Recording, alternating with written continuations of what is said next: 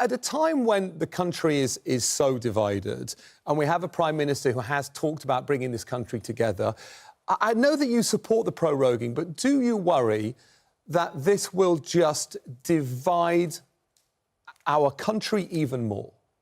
No, I don't. First of all, a million people may have signed a petition, but 17.4 million people went out to the ballot box to vote to leave, and that's a much bigger democratic mandate. But in terms of uniting the country, I think you raise a really crucial point, and it seems to me that when we leave on the 31st of October, that will be the point at which the country begins to reunite. This is the last few weeks of people who want to remain in the European Union fighting their battle to remain, and they are fighting it as strongly as they can and using over-egged language, to put it mildly, about what is going on because of what they want to do. They want to keep us in the European Union. Once we've left and it's fact and delivered and we get on with a new Queen's speech to the domestic agenda, then I think you will see the country coming back together again because the fight will be over. It will have finished and the conclusion will have been reached. It's unprecedented for it to be prorogued for this amount of time. It hadn't happened since the 1940s, and a lot of people pointing at the timing when MPs want to be there in Parliament to be able to discuss Brexit, to discuss how that's going to happen. The timing of this means that you're going to thwart those people who are trying to stop a no-deal Brexit. I don't think unprecedented is the right way of phrasing it, that John Major had a 19-day period before the dissolution for the election in 1997. 3 days? No, 19 days earlier than he needed to. The number of days lost that we would have actually been sitting is a completely routine number in line with the historic averages. We weren't going to be sitting in late September and early October anyway, as is completely conventional. The House hasn't sat in those periods for 80 years. So this is not a significant change to the amount of time available in Parliament. And actually, as we will lose now the November recess, I would have thought inevitably, the number of days will be made up later in the year. When the Prime Minister talks about this proroguing being mainly so that he can prepare the Queen's speech and deliver a new agenda focusing on schools and the NHS, do you think that is at least disingenuous? That ultimately what this is about is getting a Brexit, deal or no deal, across the line? I don't actually. I think it's very straightforward. I imagine many of your viewers just wish we would crack on, deliver Brexit and start talking about domestic policies. That seems to me to be a yearning across the country. You may feel it yourself as well, that we've been discussing Brexit now for 3 years and it hasn't happened. Delivering it on the 31st of October and then getting on with what improves people's lives on a day-to-day basis is, I think, crucial.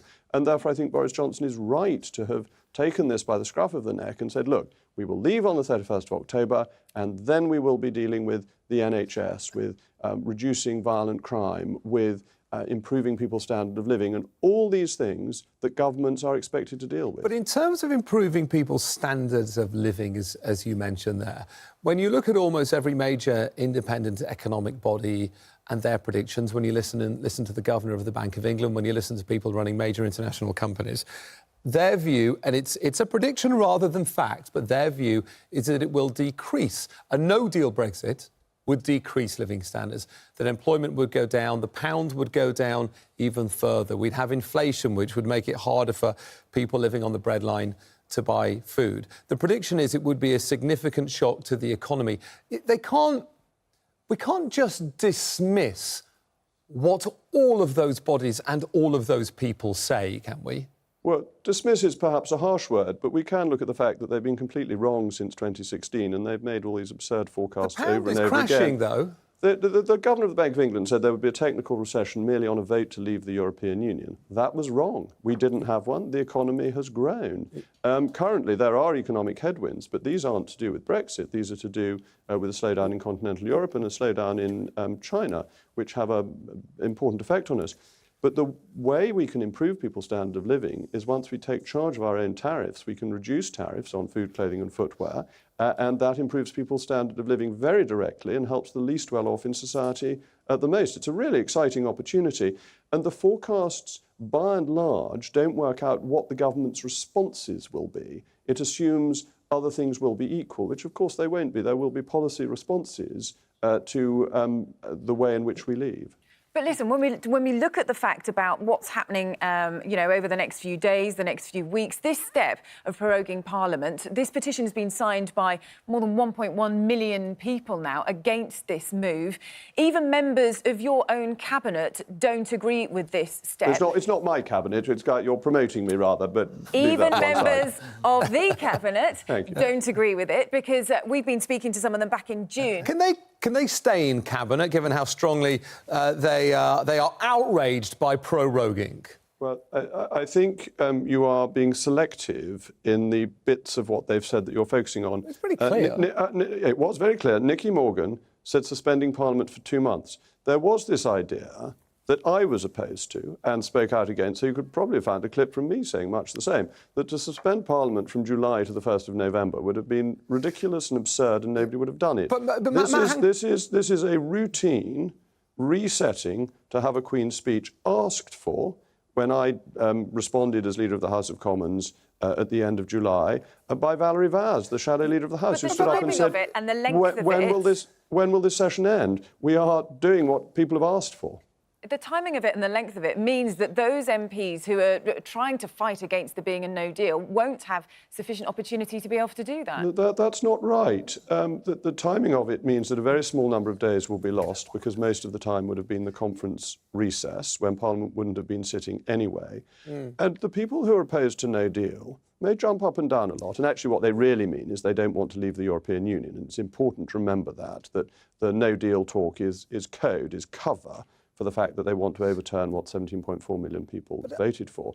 But the law says that we leave, and we've had 3 laws in relation to this. We had the Referendum Act, we had the Article 50 Act, and the Withdrawal Act. And the law cannot be overturned by a mere motion in Parliament. The law is of a higher and more important standing, and that has been passed by Parliament in a proper democratic way. Well, just quickly, when Matt Hancock compares proroguing to betraying the people that fought in D-Day, where does that leave him as Health Secretary? Can he stay in Cabinet? Well, I refer you to what I just said, that he was talking about this very extensive prorogation of suspending Parliament for a long period. That isn't what is happening. What is happening is we're going to have a new Queen's speech, we're going to concentrate on the domestic agenda, and we're going to leave on the 31st of October. And Parliament will be sitting in the run-up to the 31st of October.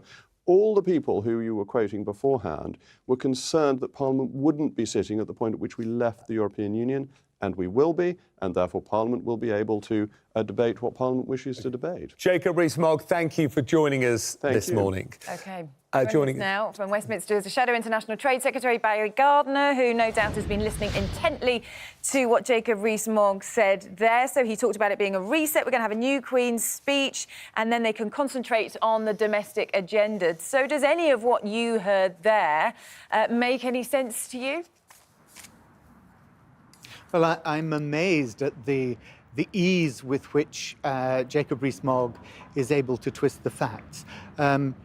He talked about 17.4 million people voting to leave the EU. Of course they did.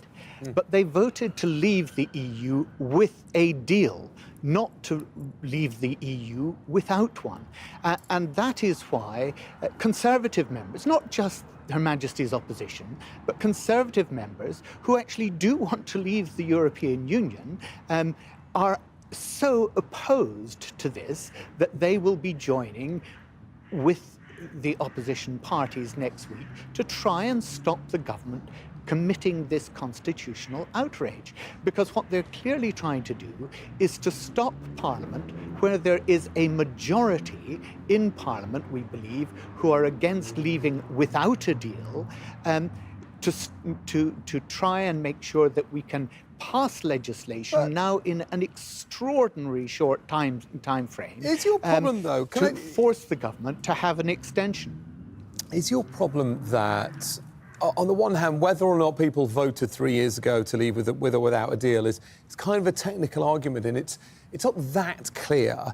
And secondly, all this talk of proroguing being undemocratic, in the end, Parliament represents the people, but we had a vote involving the people 3 years ago. So the power of that democratic I'm vote, sorry. doesn't it trump parliamentary democracy? That the referendum is more representative of the people than MPs? The Supreme Court ruled on this and got it absolutely right. What they said is that the referendum had decided that we should leave. It was for Parliament to decide how. And you know, Jacob Rees-Mogg talked about the triggering of Article 50. Of course, the triggering of Article 50 was done in good faith because it was the only way of beginning negotiations with the European Union about a deal. Nobody thought that we were going to end up with a government stupid enough actually to have as its objective to leave without a deal. And that is why every business organization in this country, why every trade union, and why most of Parliament, most MPs in Parliament are against this. You look at the motor industry, which is now on a 7-year low on its exports as a result of the threats that are being posed to it. The economy tanking, you can see that the pound has lost value.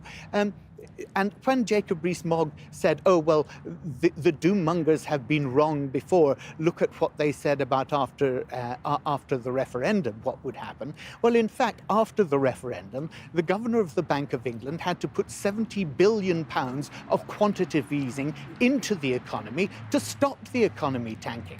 So for him to say that nothing happened is complete nonsense. And yet he gets away with it because he sounds so calm and so relaxed and so superior, as if he knows everything and the public are fools. The public are not fools, and that is why you have more than 1 million people already signing this petition saying that this is outrageous. Because it is Parliament that should be guiding government and telling them how to do this. I wasn't expecting an impression of Jacob Rees-Mogg during this particular interview. Can you just give us a short answer here, if you could? What are the options for those people that don't want this to happen? Parliament is going to be pro-rogue. The Queen has agreed to it. Just realistically, what can you do? How can you check? How could you now stop Brexit happening on the 31st of October? It is extremely difficult to force the government to have an extension, to ask for an extension from the European Union. And that is why the timescale has been run so close to the October meeting of the new European Commission in order to avoid that. But we will be next week introducing a Standing Order Section 24 emergency debate to try and take control of the agenda and make sure that we can pass a mandate on the government to seek an extension so that we can do what even Theresa May accepted. And goodness knows, she didn't change her red lines. That's why her proposal was, her deal was rejected 3 times, but even she realized that there should not be a government that takes us out of the European Union without a deal. What about no confidence votes? Will you now be pushing for that? Well, of course, if we cannot achieve this through a legislative route, we would have to look at that. And you know, again, I heard Michael Gove talking about this is about Boris Johnson simply wanting to put into effect the policies that he has a mandate for. This is a Prime Minister who has no mandate. He has not been to the country. If he wants a mandate, let him fight a general election. OK. Barry Gardiner, Labour's Shadow International Trade Secretary, live from Westminster. Thank you very much indeed.